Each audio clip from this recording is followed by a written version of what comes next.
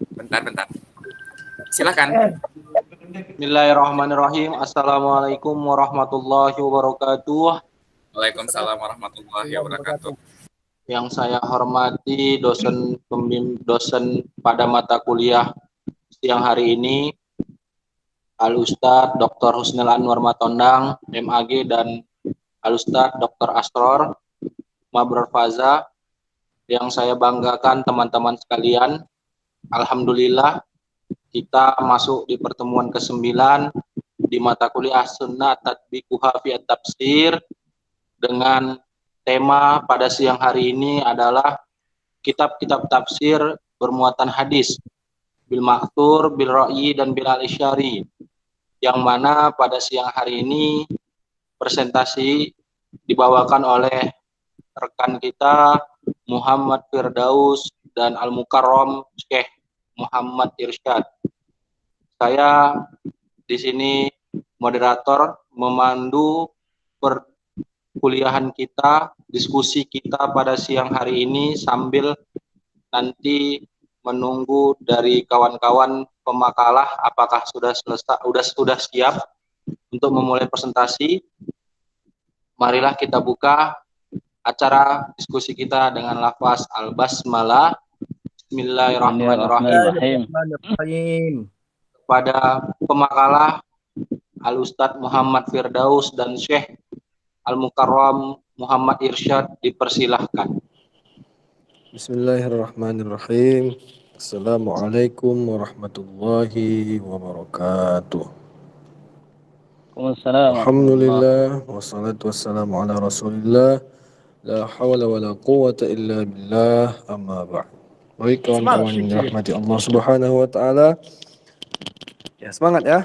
Alhamdulillah hari ini kita kembali bertemu di mata kuliah Sunnah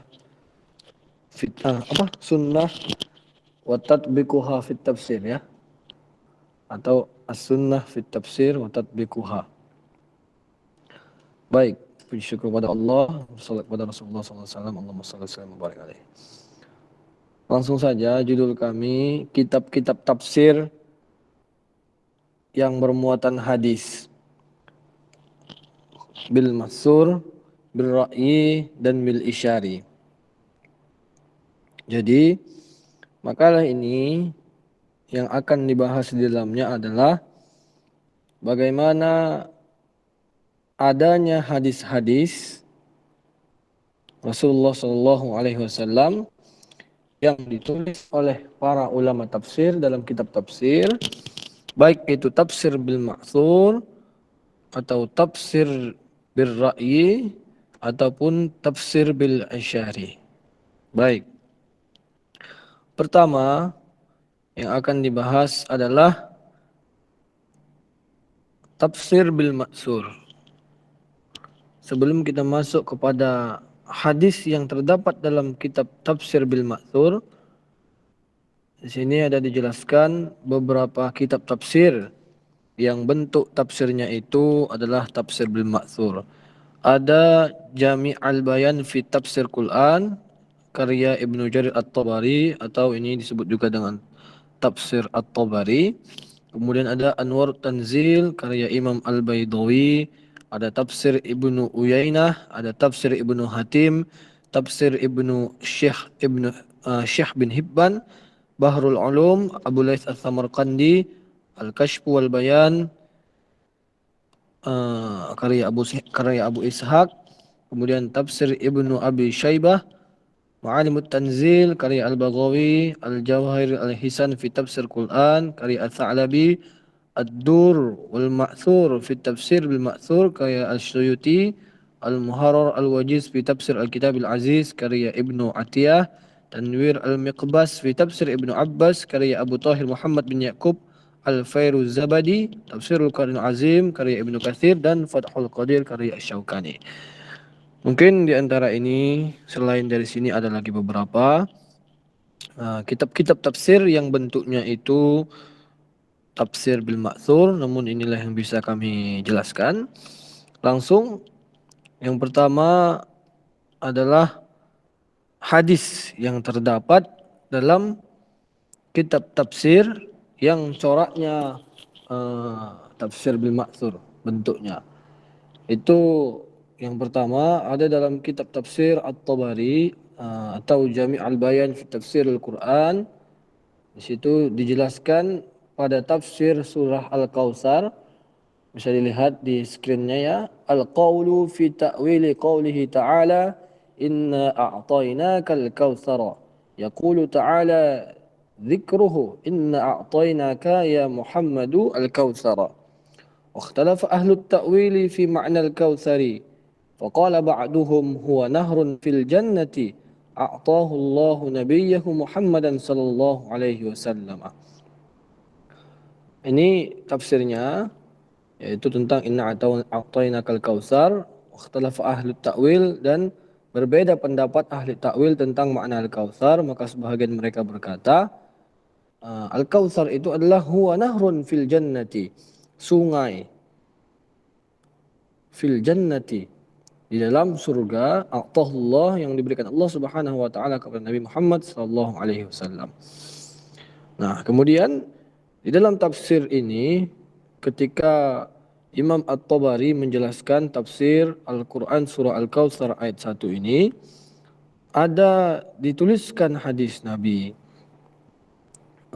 Haddatsani Ya'qub qala haddatsana Hushaimun qala akhbarana Atha bin Sa'ibi an Maharib bin Dithar an Ibni Umar annahu qala al-kautsaru nahrun fil jannati.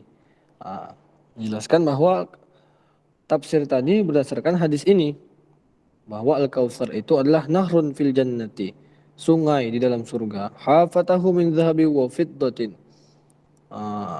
yang dia itu dibuat dari emas dan perak. Yajri ala durri wal yaqut, yang dia dialiri bawahnya itu oleh permata ataupun perhiasan. Mutiara.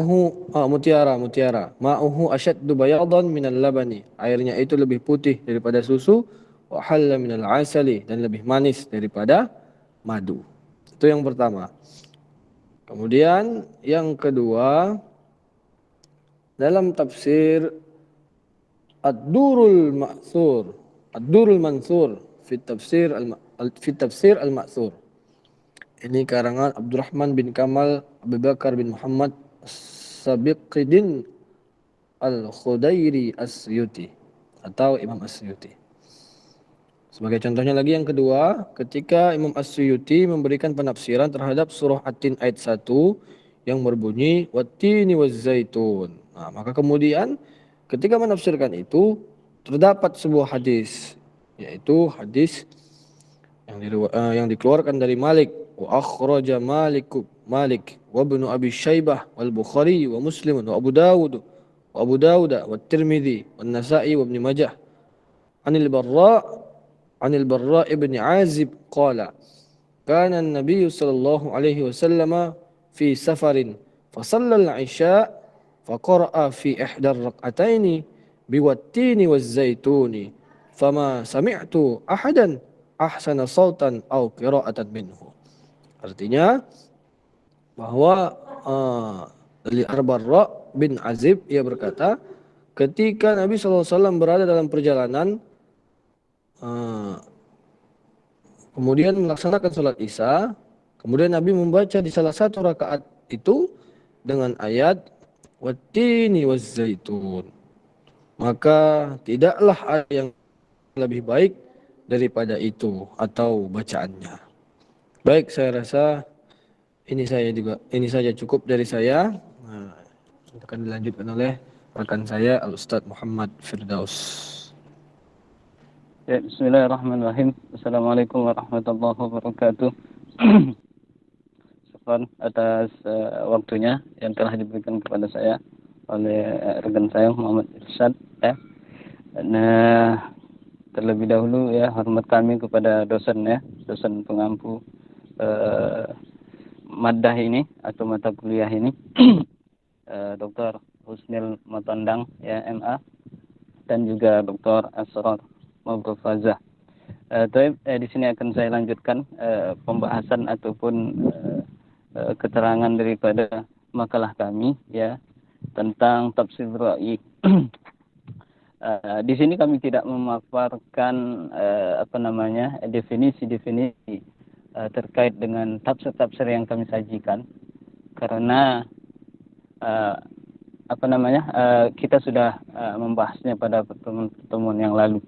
Jadi kita cukup bisa merujuk saja, ya kami jadikan catatan-catatan kaki sebagai referensi untuk dirujuk kembali ketika untuk mengetahui apa definisi-definisi daripada tafsir tersebut. Kemudian ya, tafsir ra'yi sebagaimana yang kita ketahui bisa dikatakan juga dengan i'tikad atau akal pikiran ataupun ijtihad daripada mufassir dalam mentafsirkan ayat-ayat suci Al-Quran. Tentunya birra'yi ya, ini terbagi kepada dua, mahmud dan mazmum. Artinya tidak semua tafsir yang dihasilkan oleh karya pikiran ataupun akal ataupun ijtihad masing-masing mufassir itu bisa kita terima semua. Terlebih dahulu kita lihat kategorinya apakah tergolong ke dalam tafsir birra'yi mahmud ataupun tafsir birra'yi mazmum. Di sini ya kitab-kitab tafsir birra'yi kami paparkan ada sekitar 17 bahkan lebih banyak lah ya, lebih banyak daripada 17 kitab ini. Ini mungkin kami sajikan hanya 17 saja.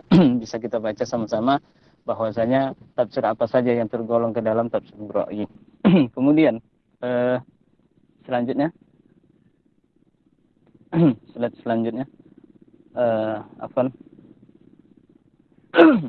tolong ayah. Ini contoh kitab tafsir birra'yi yang bermuatan hadis. Yang pertama kami kemukakan di sini adalah tafsir Al-Kasyaf ya, an haqaiqid wawamid tanzil wa uyunil aqawil fi wujuhit ta'wil, ya, karangan Abul Qasim Mahmud bin Umar bin Muhammad bin Umar Al-Khawarizmi Al-Hanafi Al-Mu'tazili yang hidup pada tahun 467, meninggalnya tahun, lupa pula saya mencantumkan di situ ya. Kemudian di sini kami sajikan penafsiran beliau tentang surah An-Nasr ya. Nasr yang lebih tepatnya pada kalimat wastaghfir ya. Di sini dalam penjelasannya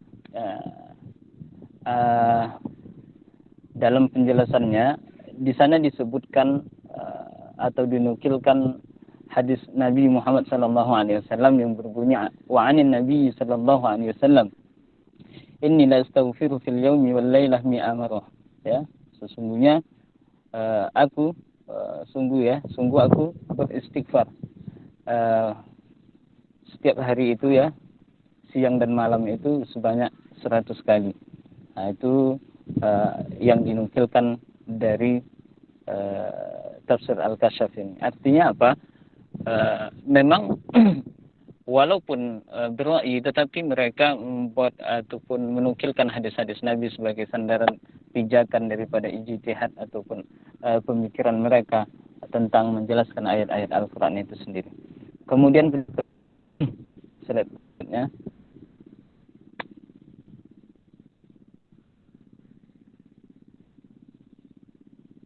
ya, Pak Irfan ya. Kemudian tafsir Mafatihul Ghaib ya, Mafatihul Ghaib karangan Syekh Fahruddin Ar-Razi Abu Abdullah Muhammad bin Umar bin Husain Hasan bin Ali At-Tamimi Al-Bakri At-Tabarastani Ar-Razi Asy-Syafi'i. Di sini kami menukilkan tentang penafsiran ayat Al-Quran surah surah Al-Baqarah ayat 2 ya. Qaulu ta'ala la raiba fihi fi mas'alatan.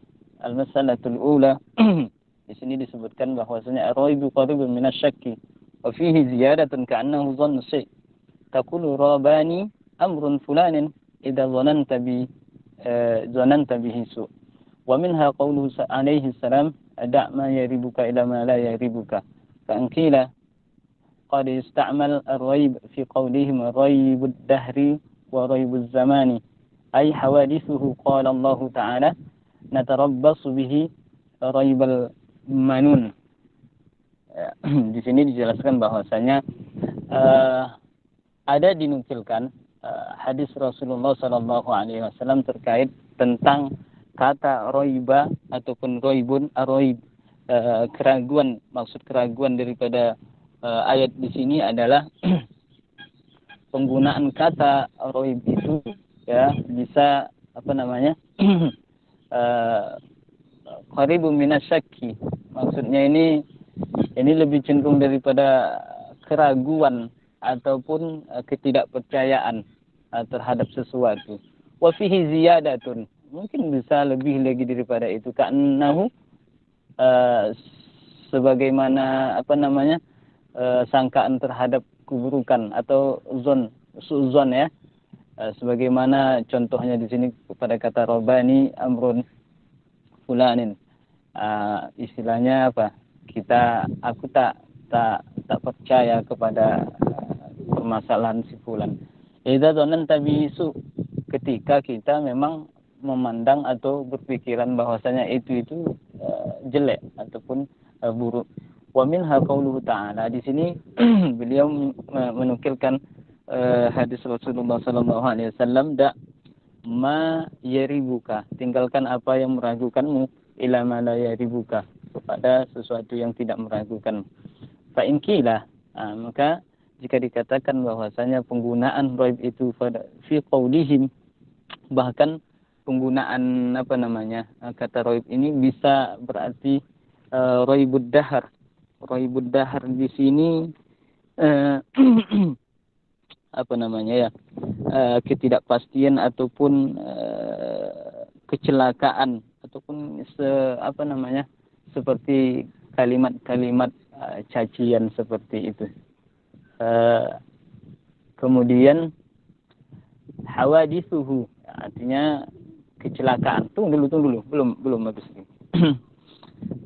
Dia dinukilkan juga firman Allah Subhanahu wa taala, natarabbasu bihi raibal manun, sebagaimana para kafir Quraisy itu mengatakan atau mendoakan untuk Rasulullah sallallahu alaihi wasallam itu agar datang kecelakaan kepada Rasulullah sallallahu alaihi wasallam, agar ditimpakan kepada Rasulullah itu kecelakaan ataupun kematian. Kemudian berikutnya sebelum kita masuk kepada penjelasan tafsir Isyari ya, dapat kita lihat pada tafsir Bira'i sendiri bahwa para mufassir itu tetap menyajikan hadis-hadis Rasulullah sallallahu alaihi wasallam jika ada penjelasan Rasulullah terhadap ataupun terkait ayat-ayat yang ingin dijelaskannya. Artinya memang pijakan mereka tetap hadis Rasulullah sallallahu alaihi wasallam. Namun demikian kita tidak juga luput dari penjelasan para mufassir ataupun ulama bahwasanya mana yang dikategorikan kepada tafsir Mahmud, Bira'i Mahmud, ataupun mana tafsir Bira'i Al-Mazmum. Itu dapat juga kita lihat daripada penjelasan-penjelasan ulama. Artinya tidak semua tafsir Bira'i itu bisa kita terima semua ya. Kita lihat saja. Walaupun dinukilkan hadis-hadis Rasulullah SAW di dalam tafsirnya, ya tentu juga kita tak lepas daripada penjelasan-penjelasan para mufassir ataupun ulama-ulama terkait hal itu. Kemudian yang ketiga adalah tafsir Isyari. Sebagaimana juga yang kita ketahui bahwasanya tafsir Isyari ini lebih kepada lebih kepada sufi ataupun ahli tasawuf ya, ahli batin.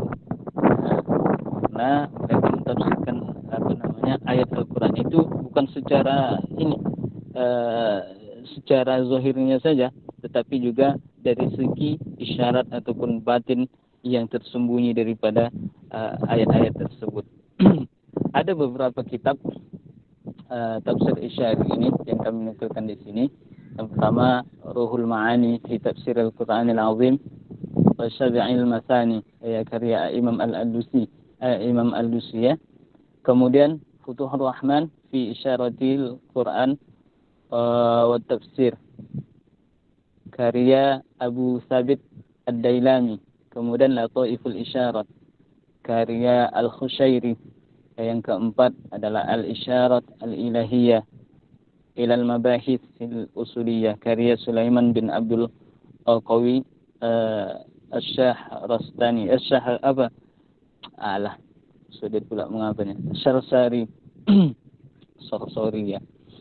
Kemudian adapun yang ingin kami ambil contoh daripada tafsir isyari ini, kami lebih memilih kepada Al-Lataiful Isyarat ya, isyarat karya Syekh Al-Qusayri An-Naisaburi, tentang pembahasannya ataupun menjelaskan tentang ayat-ayat khamar atau pengharaman khamar. Di sini kita nukilkan atau kita ambil dari tafsir beliau ya, al-khamru ma khamaral uquli. Ya, khamar itu ya sebagaimana kita ketahui yang yang menghalangi akal kita. Wa kama anal khamra haramun bi'ainiha,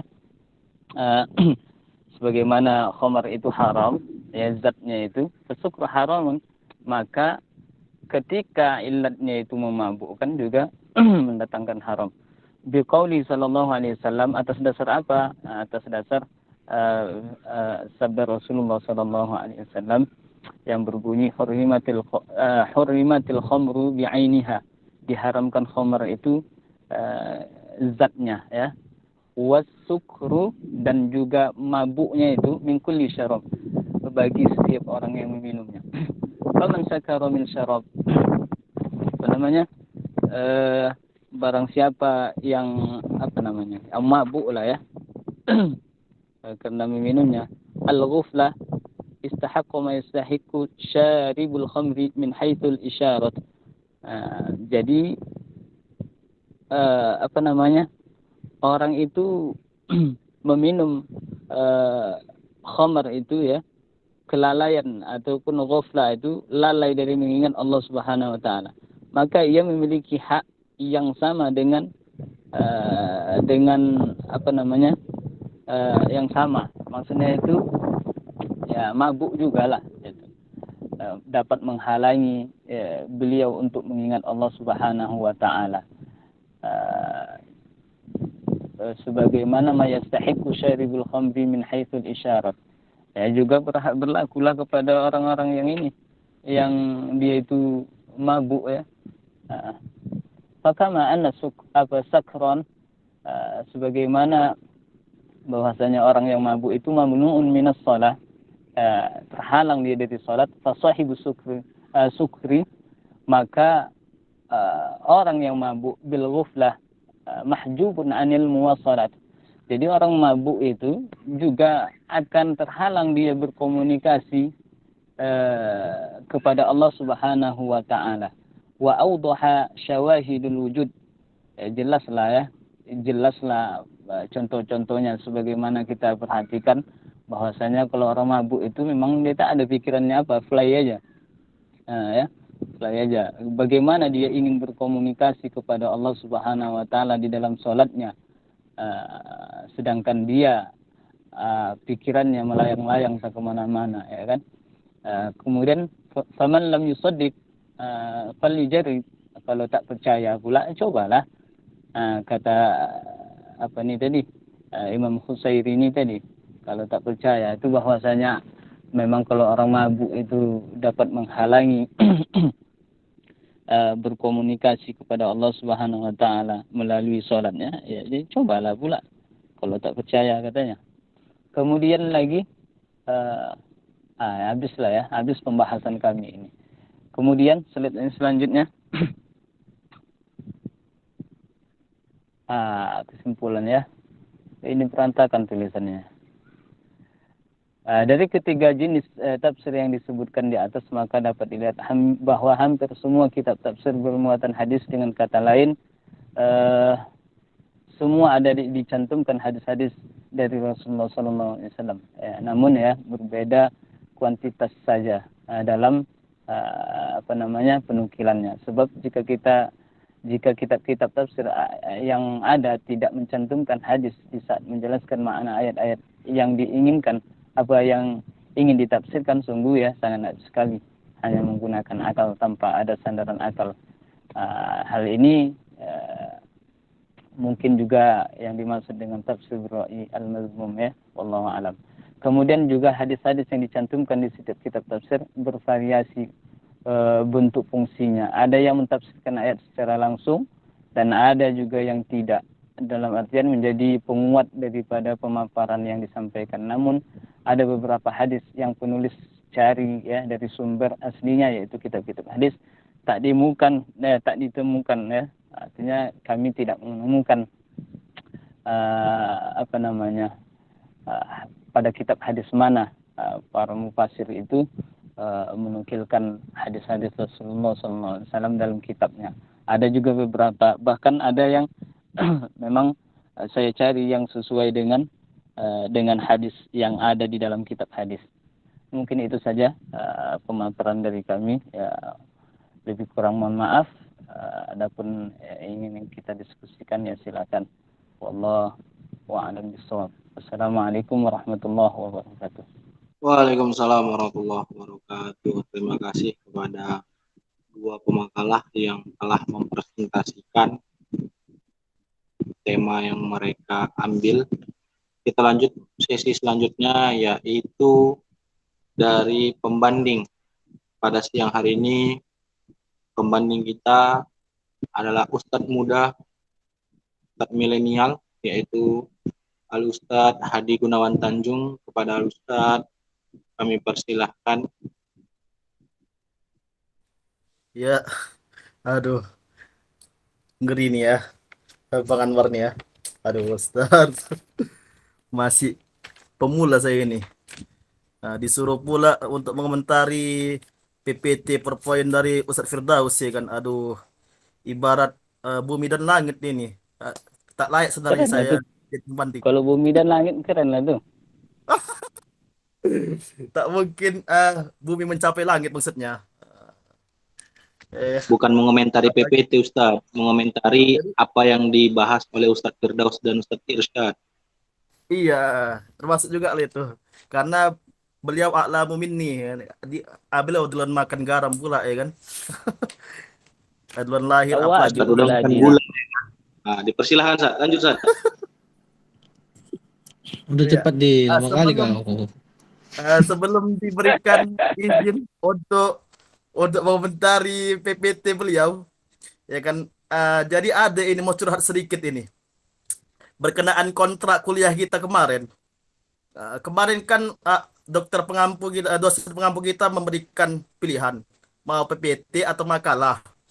Lalu semuanya berteriak takbir ya kan, PPT semuanya bilang. Lalu disahkanlah diketok palu, kerjakan tugas kita dengan PPT. Namun ada sebagian kawan-kawan kita yang membuat makalah dan PPT, kemudian ada yang makalah doang, kemudian baru balik lagi ke PPT. Ini sebenarnya suatu hal yang membingungkan ya kan. Ada 3 mazhab dalam kelas kita ini. Ada mazhab PPT, mazhab makalah, ada mazhab makalah PPT. Jadi mohonlah ini mesti kita dudukkan dulu. Ini PPT makalah atau PPT makalah. Ini mesti kita serahkan kepada dosen kita nanti untuk mengatasi khilafiyah mazhab kita ini. Keduanya Mas Adi, keduanya. Iya, Keduanya. Saya pun makalah juga. Nanti bolehlah kita serahkan dengan, karena ada pula kemarin disuruh revisi makalah, sementara ada yang buat PPT. Jadi pertanyaannya kok ada revisi PPT, karena itu jadi pertanyaan. Kemudian masuk kita kepada sesi metodologi lah pertama ya. Sebelumnya hormat saya kepada dosen pengampu Al-Ustaz Al-Haj Ad-Doktor Asrar Mabrufaza MA. Kemudian Ustaz Dr. Al-Haj Husnil Anwar Batondang, MA. Masuk kepada metodologi penulisan, kepada Bang Da Irfan Sihaan, boleh itu apa? Menampilkan slide-nya lagi. Menampilkan slide-nya lagi tadi. Minta tolong. Halo Bang Da. Ya. Masuk kepada judul. Pertama judul kita bahas. Penulisan judul ya. Kitab-kitab tafsir bermuatan hadis bil ma'thur, bil ra'yi dan bil isyari. Ya.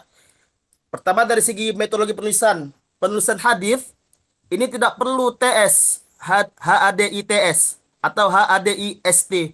Tetapi hadis gitu aja tanpa ada huruf T. Itu kalau menurut EYD, ejaan yang disempurnakan. Kemudian ada tadi yang salah penulisan bervariasi seharusnya pakai F. Kemudian penulisan Al-Qur'an tidak boleh dipisah, harus disambung semuanya Al-Qur'an kalau dibaca ya kan. Kemudian penulisan bil ma'thur bukan bil ma'tur, bukan memakai huruf to tetapi tha, bil ma'thur. Kemudian kata menafsirkan bukan mentafsirkan. Masih banyak huruf kapital yang ditulis bukan pada tempatnya. Susunan kalimat yang mesti diperbaiki menjadi kalimat efektif. Jadi ada kesalahan susunan itu biasa ya kan. Kemudian pada latar belakang, itu latar belakang masalah. Ya latar belakang, penulis belum menemukan kasus permasalahan yang sesuai dengan judul. Kita lihat pada paragraf 1, paragraf 2, itu penulis menjelaskan apa itu namanya? Kedudukan dan hubungan ataupun fungsi hadis terhadap Al-Qur'an. Tetapi kita lihat pada paragraf ketiga, penulis membahas jenis-jenis kitab-kitab tafsir yang bermuatan hadis. Jadi tak nyambung antara paragraf 1, 2 sama 3-nya. Seharusnya penulis menemukan kasus yang fokus kepada kitab-kitab tafsir bermuatan hadis, bukan lagi membahas kedudukan fungsi hadis terhadap Al-Qur'an. Jadi sangat jauh korelasinya. Kemudian yang ketiga, pada latar belakang masalah, penulis menuliskan rumusan masalah. Apakah hadis-hadis yang digunakan para mufassir tersebut sama dengan yang tertulis di dalam kitab-kitab hadis? Tetapi penulis tidak ada membahas sedikit pun pada poin pembahasan terhadap rumusan masalah. Jadi ada dimasukkan rumusan masalah di latar belakang, kemudian pada pembahasan rumusan masalah itu tak ada dijawab.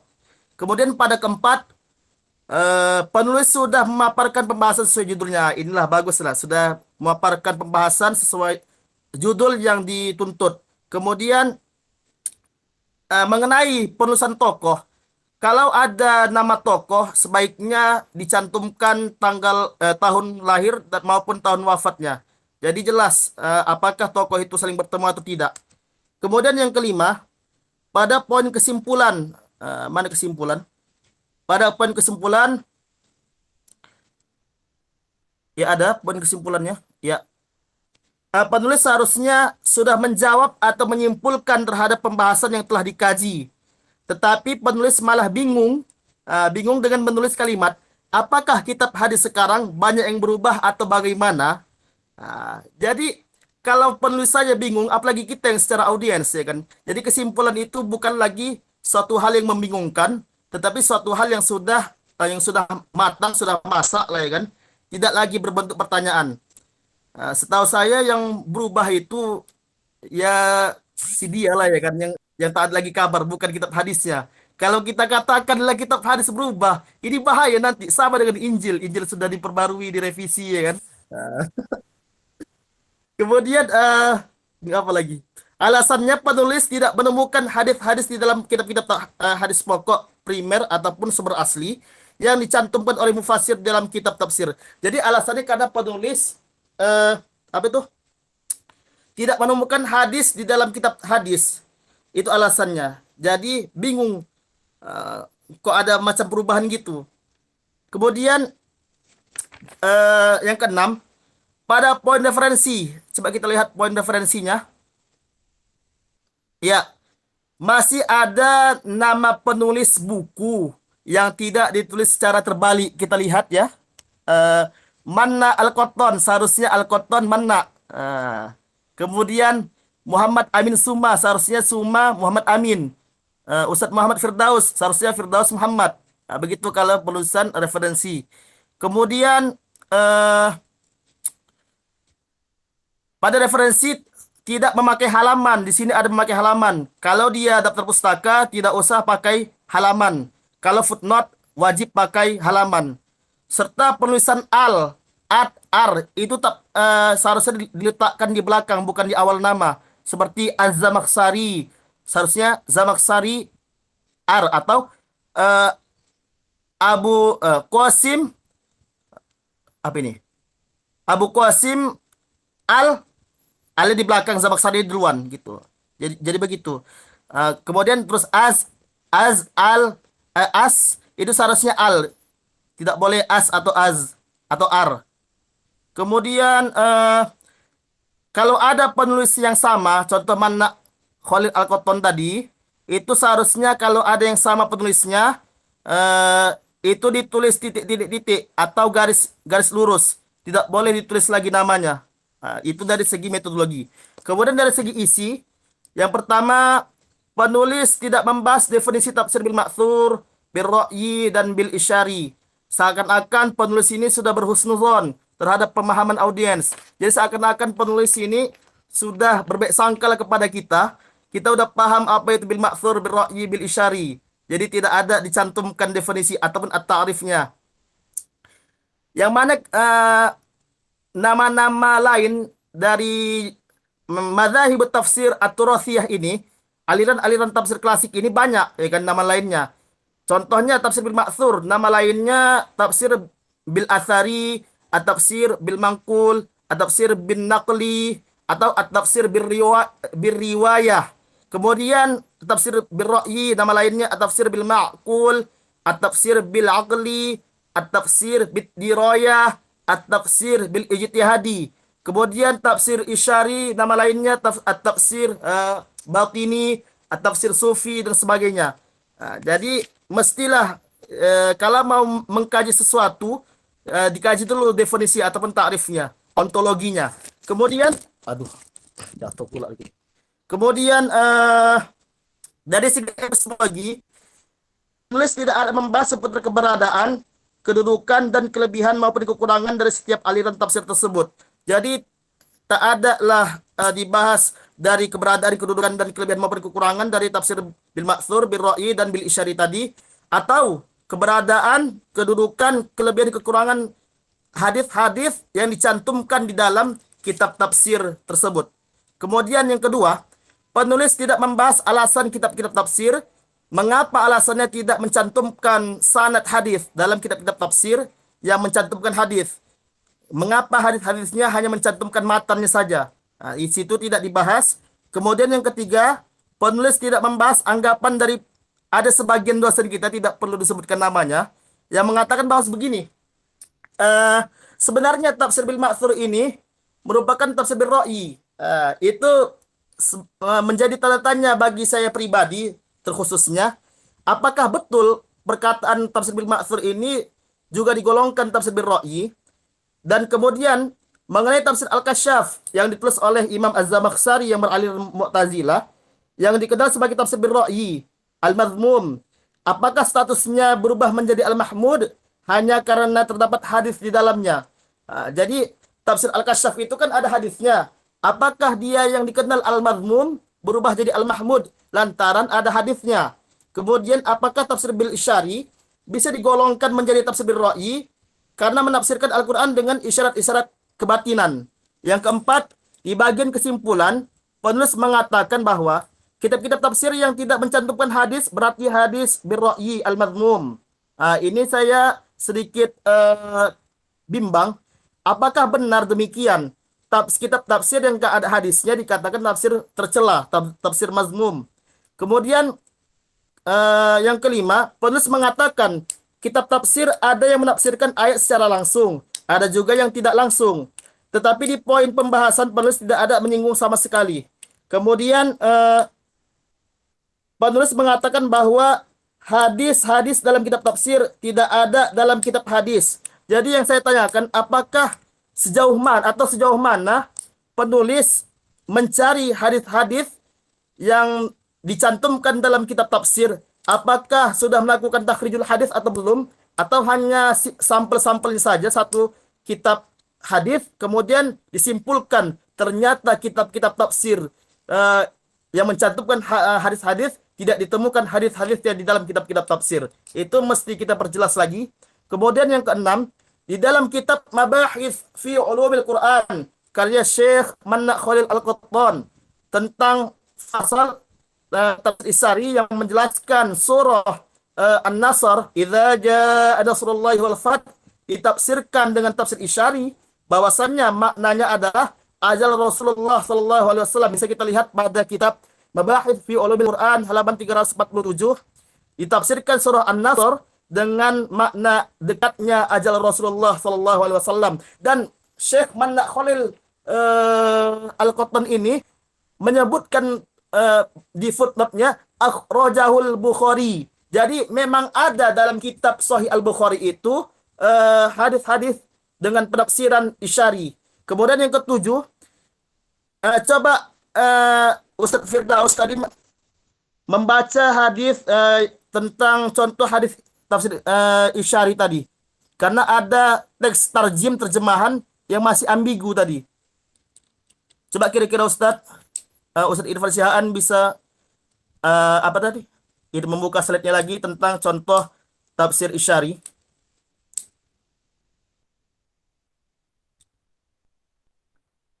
Halo. Ya, sabar Ustaz, sabar. Oke. Belum makan gini lah.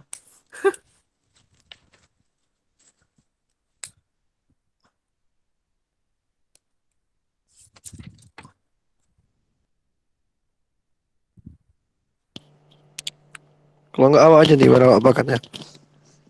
Coba itu diputar slide-nya. Contoh tafsir Isyari tadi. Udah deh. Nampak.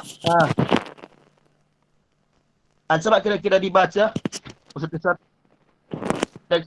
teksnya. Terus. Yang al-khamru ini. Ya, al-khamru.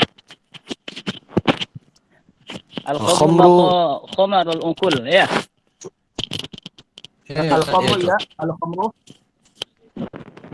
Terus Wa kama anna al-khamra haramun Coba ulang. bi'ainiha. Coba ulang dulu. Al-khamru ma khamarul uqul. Ya, khamar itu tepi akal. Terus segala yang menutupi Wa akal. wa kama anna al-khamra haramun bi'ainiha. bisukri Ya, haramun. fasukru. Fasukru haramun. Ah, Biqouli sallallahu alaihi wasallam. ya. Terus Hurmatul khamru bi'ainiha. Hurmatul khamru bi'ainiha. wasukru min kulli syarabin ya. Min kulli syarab. Jadi di sini Ustadz ini menafsirkan dengan hakikat bi'ainiha, dengan hakikat ya. Ini maksudnya hakikatnya ini zat dari khamar itu atau illat dari khamar yang memabukkan. Karena kalau kita mengartikan haramnya khamar itu karena memabukkan, ini bisa bahaya ini. Karena kalau sekiranya ada orang yang minum khamar sampai segalon tak mabuk-mabuk, ini bisa bahaya. Bisa pula dikatakan jadi halal ya kan. Jadi Bukan apa ada maksud dari bi'ainiha ya? bi'ainiha? Iya, bi'ainiha ini Ustaz. Zatnya. Tafsir dari bi'ainiha ini apa kira-kira? Zatnya atau Zatnya. ilatnya? Zatnya ya. Zatnya. Berarti kalau zatnya, Kemudian wasukru. Wasukru itu ilatnya. ilat ya. Berarti zat sama ilatnya ya. Haramnya khamar. Wasukri lah ya. Kemudian itu apa itu? Faman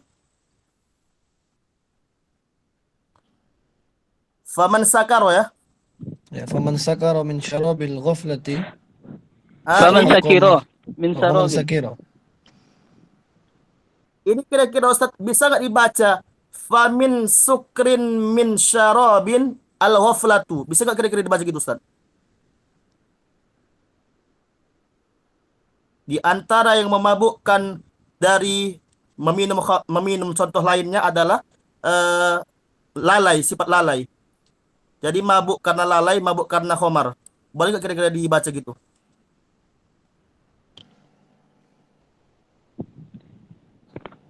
Macam mana dia? Kok Famin aneh sukrin jadi? min Kalau saya syarabin tak, al-ghaflatu. enggak. Kalau saya faman sakira min syarabil ghaflah. Jadi Ghaflah. barang siapa Ustaz ya? Jadi syarat dia. Barang siapa yang mabuk karena minum kelalaian. Apa? Barang siapa yang mabuk karena minum kelalaian maksud ini. Syarabil ghaflah ini kan Enggak. idhofah. Ya. Min syarabil ghaflah. Hah, Dia apa tidak. sih maksudnya? Maksudnya itu, hah? Apa maksudnya ini syarabil ghaflah ini? Ya, daripada minumnya tadi menyebabkan kelalaian. Oh, jadi al-ghaflatu jadi khobar Ustaz ya. Ah, istahaqqa ma yastahiqqu syaribul khamri. Maka dia termasuk juga, ya, termasuk apa namanya? Apa yang dihukumkan kepada syaribul khamri. Ini contoh yang lain kan? Min haitsul berarti isyarat. Tetap Kalau dilihat cerita daripada apa? memabukkan khamar ya. Tentang cerita memabukkan khamar itu. Oh, berarti mabuk khamar dapat membuat ghaflah. Bukan ada dua mabuk, mabuk karena minum khamar, mabuk karena ghaflah. Bukan Ustaz ya? Enggak. Karena Ini minum khamar jenis itu yang makanya lain. dia lalai, makanya dia mabuk. Gitu ya. Jadi karena khamar tadi dia bisa mabuk, dia bisa lalai. Artinya ketika dia meminum sesuatu yang lain yang selain khamar, tetapi dia menyebabkan mabuk, maka istahaqqa ma yastahiqu syaribul khamr, maka dia juga bisa dikategorikan kepada sebagaimana minum khamar. Jadi karena sifat lalai, karena dia minum khamar maka dia lalai ya. Mabuk tadi. Gitu Ustaz ya. Mabuk tadi.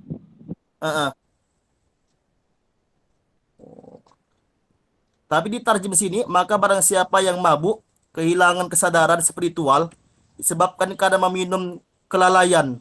Jadi agak bingung ini. Lihat teks tarjem Ustaz ini. Iya. Itu Maksudnya. salah itu. Salah itu. Iya. Ini apa tafsir secara bebas ya kan? Tarjem secara bebas, kurang tahu kita. Ya. Demikian Ustaz ya. Mohon maaf, mohon izin durhaka Ustaz ya. Mantap. Assalamualaikum warahmatullahi wabarakatuh. Waalaikumsalam warahmatullahi wabarakatuh. Luar biasa memang pembanding kita pada siang hari ini, mulai dari cara penulisan dari awal sampai akhir memang nggak salah pilih Fakultas Tulis ini memilih habis dikupasnya muda kita nih sebagai wisudawan terbaik tahun 2020. Luar biasa. Selanjutnya terima kasih kepada Saudara Hadi. Semoga bandingan dari beliau bisa menjadi referensi untuk kita semua, masukan agar ke depan lebih baik lagi. Ya, ini hanya karena tugas ya kepada para pemakalah, jangan dibawa masuk ke hati karena ini perkuliahan gitu kan. Inilah kritik untuk kita semua. Baik, kita masuk sesi selanjutnya yaitu sesi tanya jawab. Kepada rekan-rekan semua dipersilahkan.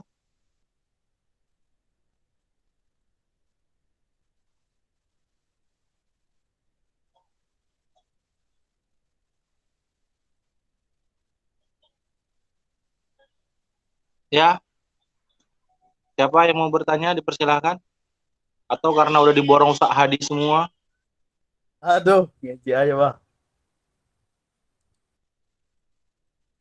Atau sambil menunggu rekan-rekan bertanya dari pemakalah ingin memberi tanggahan lagi, merespon dari kritikan Hadi. Oke, boleh ya. Tidak apa-apa. Boleh Ustaz. Sambil tunggu kawan-kawan kita yang mau bertanya. sambil menunggu pembantaian berikutnya. Iya benar San. Baik, Bismillahirrahmanirrahim. Di sini luar biasa ya pembanding kita hari ini ya, menggebu-gebu. Kayaknya udah siang malam dia udah mengumpulkan apanya nih, Aduh, koreksi kesalahannya. Mengumpulkan Baik, dari segi apa penulisan, jetnya ya. memang kalau saya lihat kurang fokus daripada memandang segi penulisan. Memang saya biarkan penulisan seperti itu. Sebab kalau tak gitu tidak pula dikomentari kan. Kemudian begini, dari apa-apa, banyak kali jadi saya pun lupa ya apa yang mau saya apakan. Tentang latar belakang dan juga kesimpulan ya, pendapat ambigu. Artinya penulis sendiri bingung katanya ya kan, apalagi kita. Ya mungkin disinilah gunanya saya rasa penggunaan PPT dulu baru paper ataupun makalah nanti untuk direvisi.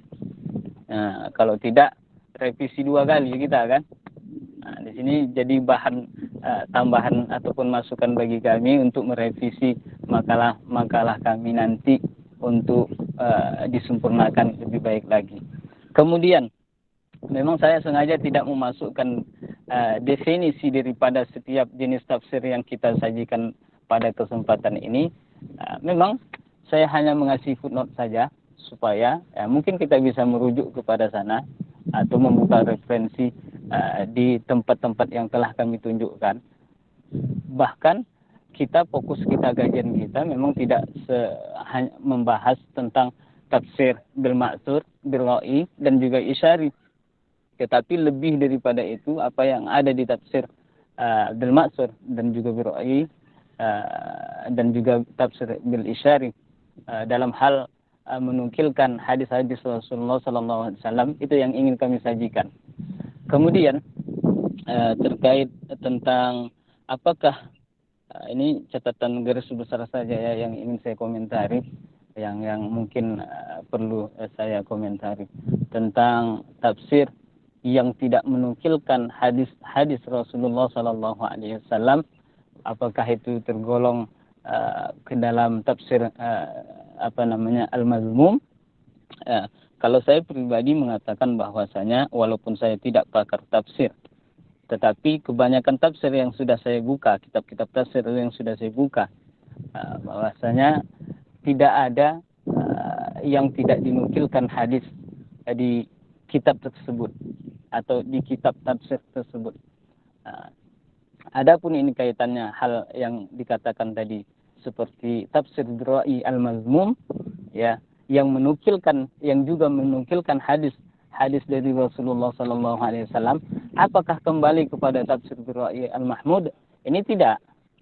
Bukan berarti dia mencantumkan hadis di situ di dalam kitab tafsirnya, dia kembali kepada atau naik pangkat lah istilahnya, naik derajat.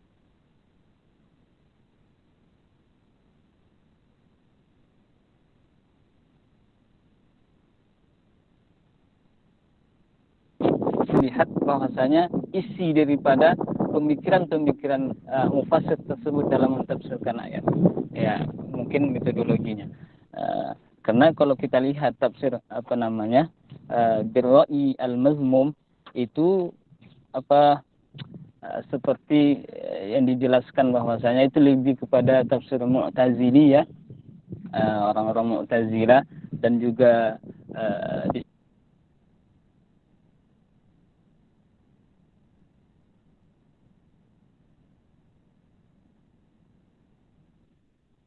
ada pula orang nelpon nih daripada Ikhwan Safa ya, seperti tafsir Abu Bakar Asam ya, Abu Ali Al-Jubai, Qadi Abdul Jabbar Al-Kasyaf, Muhyiddin Ibnu Arabi ya, itu tergolong kepada tafsir-tafsir Birra'i al-Mazmum.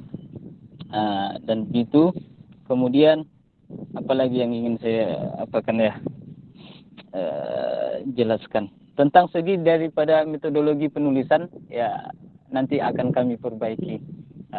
Mudah-mudahan bisa lebih bagus lagi ya. Ada lagi Pak Hadi yang belum yang belum saya komentari. Jadi kan banyak tadi kan. Mana tahu kita Kesimpulan, ketinggalan. Ustaz. Kesimpulan. Nah, kesimpulan sudah saya singgung ya. Kesimpulan sudah saya singgung bahwasanya kesimpulannya sebetulnya hasil ya.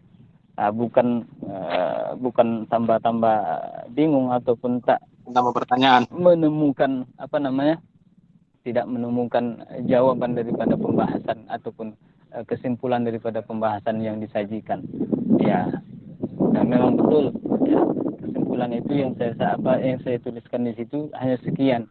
Ya, nanti di paper ataupun di makalah makalah kami akan kami sempurnakan semuanya. Ya, mungkin itu saja dari saya. Kalau ada yang lain yang ingin minta kejelasannya daripada Pak Hadi, ya silakan. Ya, terima kasih Pak Firdaus yang sedikit memberi penjelasan atas bandingan dari Ustadz muda kita. Ada lagi tambahan dari Ustadz Irsyad? Cukup lah kayaknya cukup. Oh, Ini kan orang belum nanya lagi kan. Oh ya, yang mau Kalau bertanya Hadi, kawan-kawan ada yang dipersilahkan.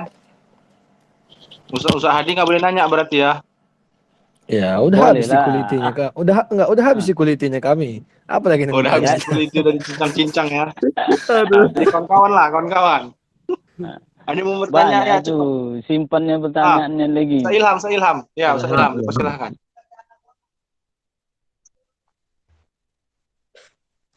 Bismillahirrahmanirrahim. Assalamualaikum warahmatullahi Waalaikumsalam wabarakatuh. Waalaikumsalam. Warahmatullahi wabarakatuh. Ya, saya mengikuti dari awal seperti seperti mendengar sedang ada yang demo depan UIN. Kacau. Sedikit saya ingin bertanya, tapi sebelum itu sedikit menanggapi dari Pak Hadi. Yang pertama, memang yang disampaikan oleh Pak Hadi ini adalah PPT ya. Struktur dan konsep PPT dengan makalah itu berbeda. PPT itu bersiap poin-poinnya saja. Dan PPT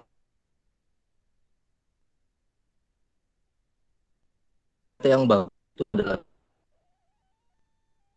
yang dicantumkan oleh Ustadz Firdaus itu adalah footnote.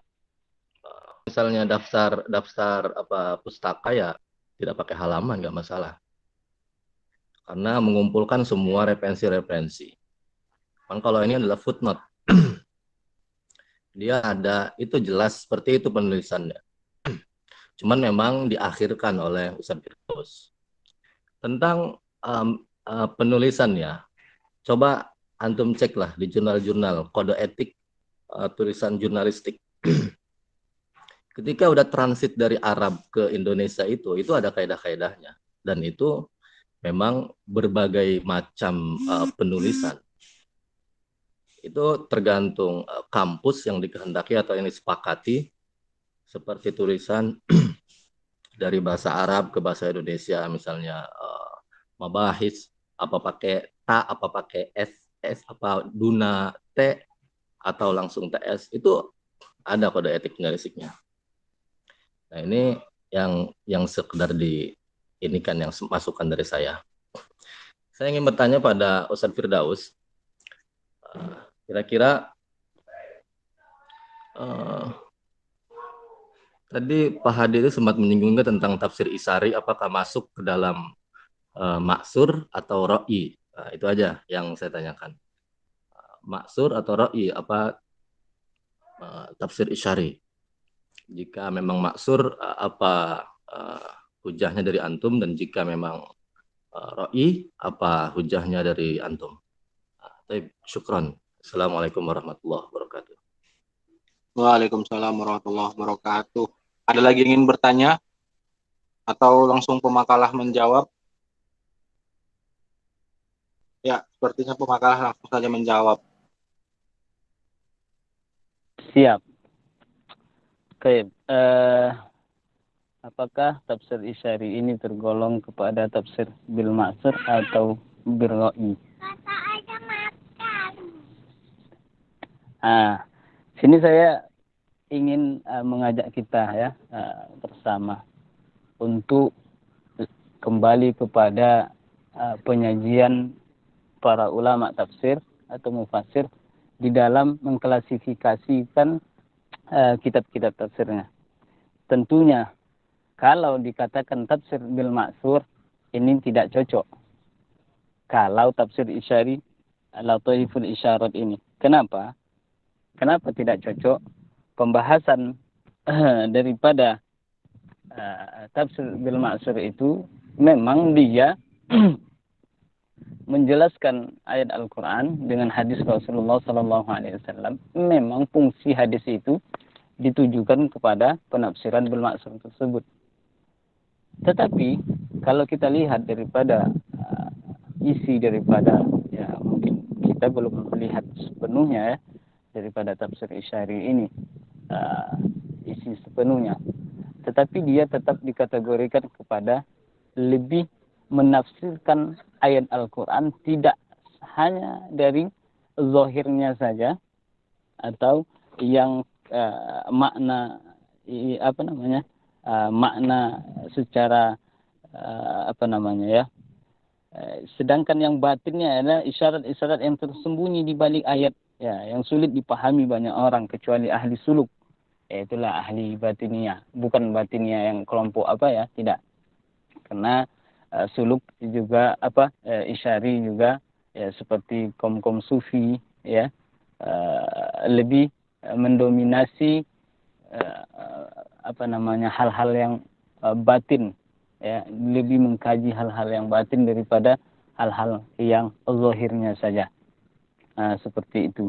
Maka dikategorikanlah kitab tafsir Isyari ini ke dalam kelompok tersendiri di dalam kitab-kitab tafsir tanpa menggabungkan kitab tafsir Isyari ini kepada atau ke dalam tafsir bil ma'sur dan juga bil ra'i. Karena kalau kita lihat juga tafsir bil ra'i, tentunya selain ijtihad para mufassir itu dalam menjelaskan ayat, bukan berarti tidak ada satu kalimat ataupun dua kalimat di dalam tafsir tersebut yang menyinggung masalah ghaib ataupun batin, tidak. Tetapi lebih mendominasi kepada ra'i ataupun pendapat ataupun ijtihad mereka di dalam penyajian tafsirnya. Sedangkan tafsir Isyari ini tidak, lebih mendominasi hal-hal yang batin saja, yang orang-orang mungkin secara kasat mata melihat bahwasanya pembahasannya itu sebagian orang saja yang mengetahui ataupun paham terhadap isyarat-isyarat makna yang disingkap oleh mufassir tersebut. Mungkin itu dari saya ya. Mungkin ada tambahan dari teman-teman yang lain, ya dipersilakan. Ya, terima kasih Ustaz Pemangkalah. Gimana Ustaz Ilham? Sudah puas dengan jawabannya atau butuh tambahan lagi dari Ustaz Irsyad? Ya, halas, yakfi. Alhamdulillah. Ya, kawan-kawan yang lain gimana? Ada lagi mau bertanya?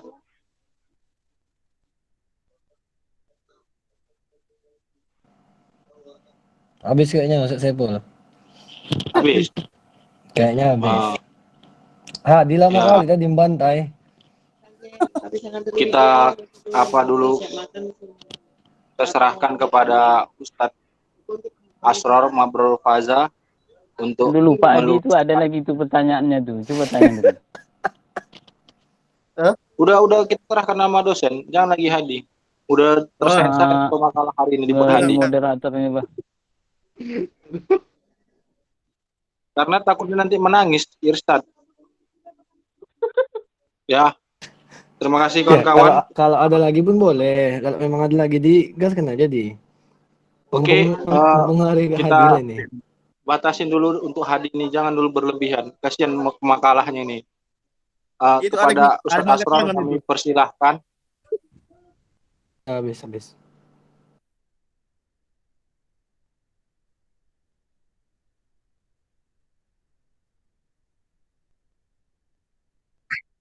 Bismillahirrahmanirrahim. Assalamualaikum warahmatullahi wabarakatuh. Waalaikumsalam. Assalamualaikum. Semoga saja suara saya lancar dan jelas ya, bisa didengarkan, tidak terputus-putus. Bisa Ustadz, jelas. Bisa ya. Jelas, jelas. Insyaallah. Pertama dulu kita melihat format tugas yang diwajibkan kepada semua pada mahasiswa pasca ini. Yang disepakati adalah dalam bentuk PPT atau PowerPoint ya, dalam bentuk PowerPoint. Tapi dalam perjalanannya saya melihat ada juga yang membuat dalam bentuk makalah. Kita mengakomodir semuanya, baik dalam bentuk makalah atau dalam bentuk PowerPoint atau PPT. Tapi yang wajib ada adalah dalam bentuk PPT atau PowerPoint. Artinya tidaklah dianggap siap presentator atau pemakalah itu saat belum memiliki atau membuat PPT. Walaupun makalahnya sudah ada, tapi ketika dia tidak membuat PPT dianggap tidak siap untuk presentasi. Itu konsekuensi daripada kesepakatan kita itu. Kemudian saya menyampaikan belakangan bahwa kita ada revisi makalah. Sekarang kita harus dudukkan dulu ini. Kalau seumpama makalah memang diwajibkan atau kita anggaplah bahwa makalah itu harus ada, bagi yang sudah tampil tapi tidak membuat makalah, maka harus diwajibkan buat makalah berdasarkan PPT dan hasil diskusi yang telah lalu, silahkan membuat makalah, wajib membuat makalah. Tentu saja langsung membuat dalam bentuk yang sempurna berdasarkan masukan-masukan yang terekam di dalam YouTube Pak Surya itu ya. Nah, silahkan melihat di situ masukan-masukannya dalam bentuk apa. Bagi yang sudah membuat makalah, berarti harus merevisi makalahnya berdasarkan masukan-masukan yang ada. Nah, kalau memang kita sepakati, kita kuatkan lagi kita akan membuat makalah, maka akan ada revisi makalah. Tetapi kalau seumpama kita sepakat tidak ada makalah, PPT saja, maka kita akan membuat tugas tambahan. Tugas tambahan yang digunakan untuk menjadi bahan penilaian pada akhir semester. Berarti ada tugas tambahan. Cukuplah memadakan PPT saja, yang makalah silahkan kalau memperbaiki makalahnya tidak jadi persoalan. Mungkin untuk koleksi pribadi atau untuk ilmu pengetahuannya. Tetapi untuk kepentingan semester atau penilaian akhir pada semester, kita membuat tugas tambahan. Nah, ini tergantung kepada kita ini. Kesepakatannya kan kita PPT saja. Tapi Kesepakatannya pilihan pertama, Ustaz, Afwan. Pilihan pertama Waktu maksudnya? pertama yang merevisi makalah dan PPT, Ustaz. Jadi yang belum ada makalahnya wajib buat makalah sesuai dengan kritik dan saran. Seperti itu, Ustaz. Kalau yang udah makalah direvisi. Gitu aja, Ustaz. Yang opsi pertama kan nggak ada tugas tambahan lagi, Ya. Ustaz. Ya memang ziyadah-ziyadah ini sulit ini. Iya, Ustaz. Ziyadah-ziyadah itu agak memberatkan juga itu, Ustaz. Jadi mungkin saya mewakili kawan-kawan semua sepakat dengan pilihan tawaran antum yang pertama, Ustaz. Takbir. Jadi kita membuat makalah ya. Siap. Bagi Siap. yang belum membuat makalah pada pertemuan-pertemuan yang lalu, maka buatlah makalah Anda dengan format yang sempurna, dalam pengertian masuk di dalamnya ada masukan-masukan atau saran-saran dari anggota diskusi, dan saran dari dosen juga bisa masuk di dalamnya. Jadi langsung saja. Sementara yang sudah ada silahkan direvisi, dan bagi yang sudah ada begini, nanti ketika semester itu dikirimkan kembali PPT-nya, kemudian dikirimkan makalah yang belum ada makalahnya. Sementara yang sudah ada makalahnya, yang dikirimkan itu adalah 3 PPT-nya, makalah yang sudah tampil dan makalah yang direvisi.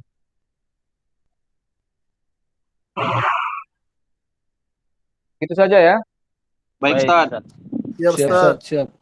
Baik, Baik, insyaallah. oke, itu kita sepakati bersama. Jadi eh, berarti ada revisi makalah, tidak ada tugas tambahan. Ya, Dan Ustaz. saya berkeinginan nanti hasil makalah itu kalau bagus, kita lihat nanti ya. Kalau bagus mungkin kita coba untuk buatnya dalam bentuk buku, dan buku itu layak untuk dijadikan sebagai rujukan untuk junior-junior Anda nanti kemudian hari. Dan niat ini terlaksana. Baik, kita kembali Amin. kepada materi kita. Kitab-kitab tafsir yang bermuatan suaranya sebentar.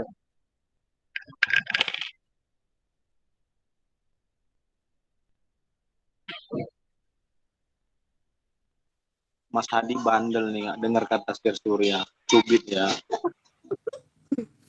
Ada ziyadah yang enak, Bang. Ziyadah zaujah. Apa? Ziyadah zaujah.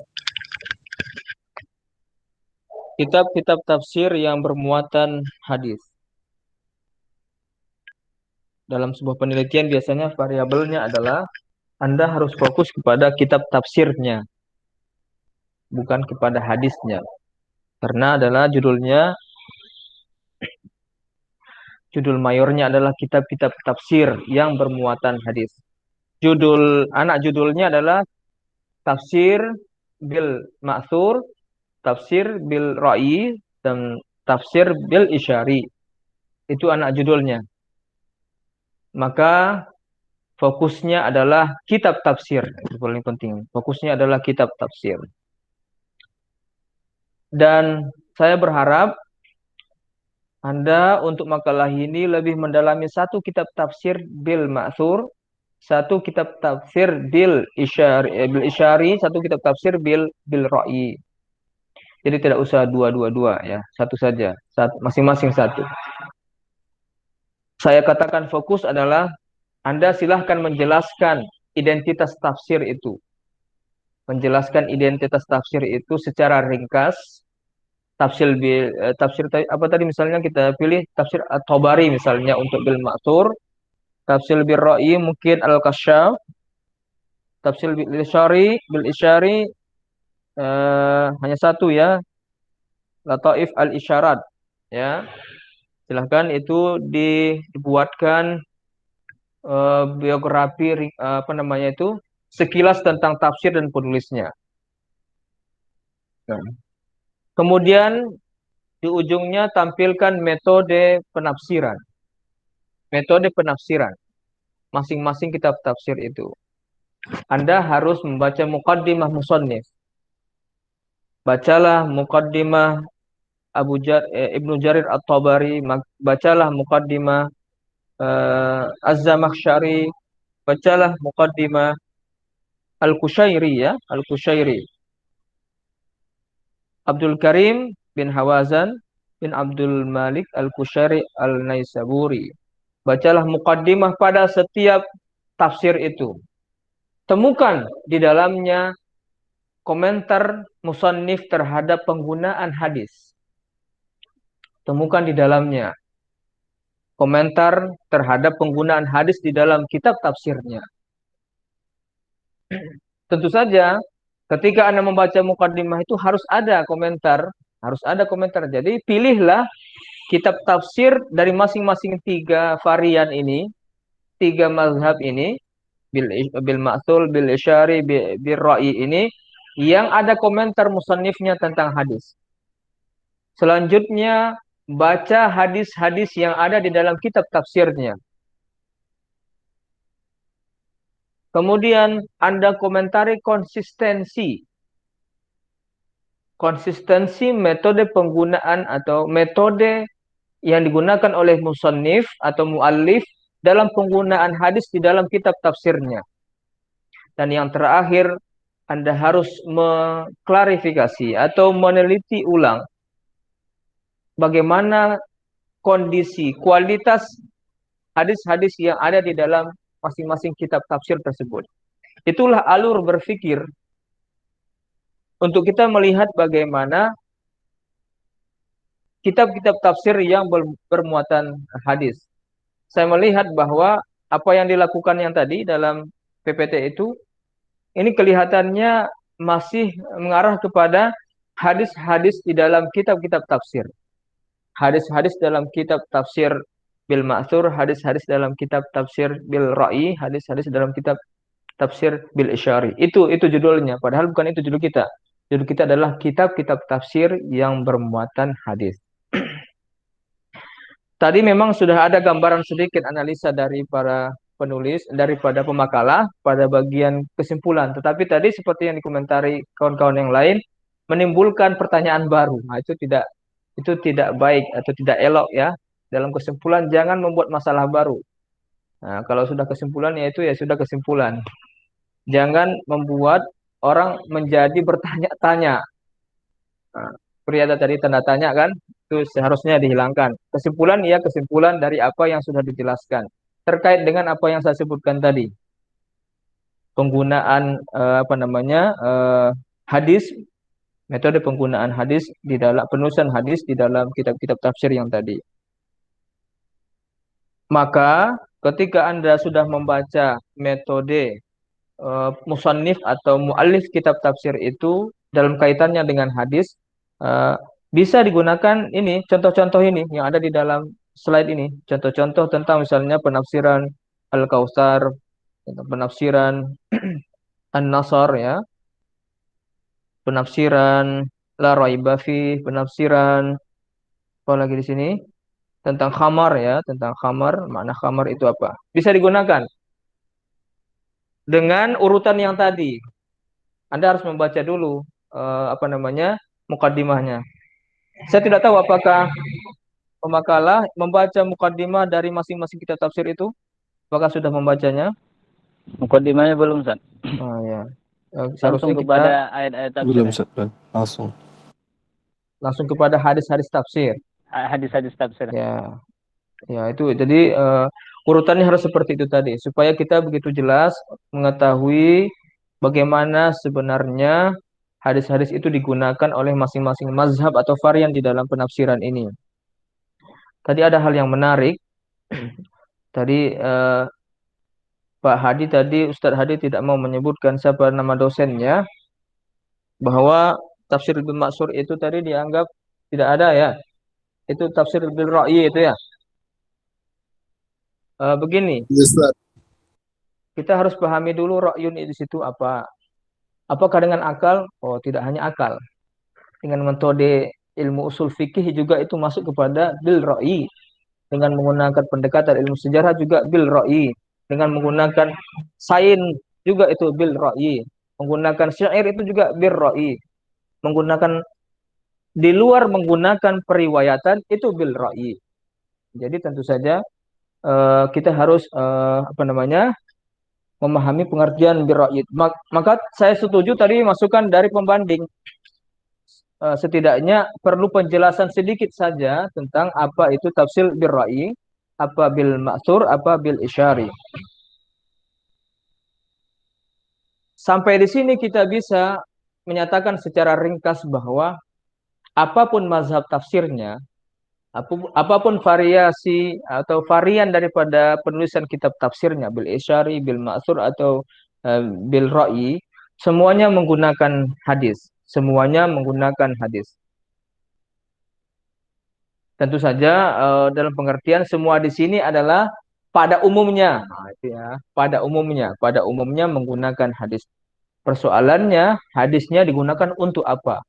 Itu pertanyaan yang menarik. Hadis digunakan untuk apa di dalam penafsiran itu? Apakah semata-mata untuk menjelaskan penafsiran ayat Al-Quran atau hanya sekedar menguatkan pendapat mufassir terhadap penjelasannya tentang Al-Quran? Nah, di situ letak perbedaan dari masing-masing mazhab tafsir ini. Saya melihat secara sekilas bahwa tafsir bil ra'yi itu lebih cenderung kepada penguatan argumentasi di dalam penafsiran. Tidak berupaya untuk menjelaskan bahwa penafsiran ayat ini adalah hadis gitu. Jadi pada tafsir bil ra'yi itu bayan yang dikatakan hadis adalah bayan daripada Al-Qur'an, itu bukan bayan tafsir tapi bayan mufassir. Jadi harus dipisahkan. Ketika kita membaca tafsir bil ma'thur, kecenderungannya adalah hadis digunakan sebagai bayan Al-Qur'an. Maksudnya adalah sebagai penjelas Al-Qur'an. Tapi ketika menggunakan tafsir bil ra'yi, bayan al-mufassir, bukan bayan tafsir atau bayan Al-Qur'an, tapi bayan al-mufassir. Jadi fungsinya tidak lagi sebagai fungsi yang awal. Jadi hadis tidak berfungsi awal sebagai penjelas ayat-ayat Al-Qur'an, tetapi berfungsi sebagai penjelas maksud keinginan apa yang diinginkan oleh seorang mufassir. Maka digunakanlah variabel hadis untuk menunjukkan, menguatkan, mengaksentuasi atau mengkonfirmasi pendapat dia, pikiran dia, argumentasi dia tentang penafsiran terhadap ayat Al-Qur'an. Jadi bukan bayan ayat tapi bayan mufassir, bukan bayan tafsir tapi bayan mufassir. Kalau tafsir bil isyari itu, ini penting nih. Tafsir bil isyari, kalau Anda mungkin melihat lebih jauh, bagaimana peran ilmu kasyaf di dalam penafsiran ayat-ayat Al-Quran dalam tafsir bil isyari. Kalau di sini kita bisa melihat bahwa hadis itu ada kalanya, nanti bisa Anda cek ya, hadis itu ada kalanya diperoleh dari mauhibah, diperoleh dari semacam ilham. Nah, bukan hasil dari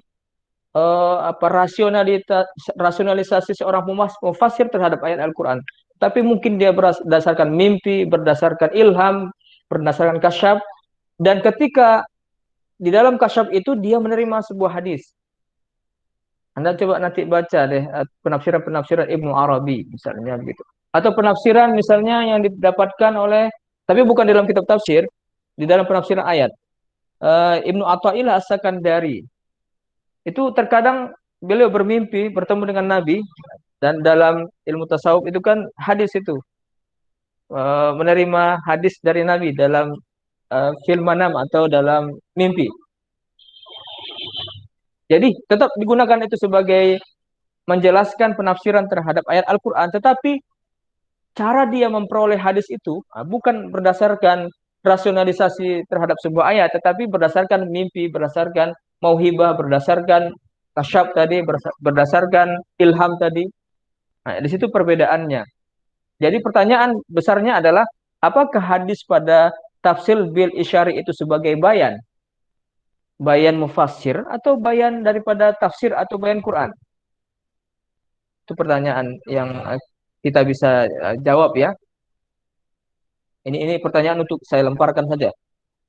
Kalau dalam tafsir bil ma'sur, hadis sebagai bayan Al-Quran, bayan tafsir. Tapi kalau tafsir bil ra'yi, bayan mufassir. Dalam tafsir bil isyari, bayan apa? Nah, itu bayan apa? Itu nanti, karena sangat kompleks kehidupan sufistik itu ya.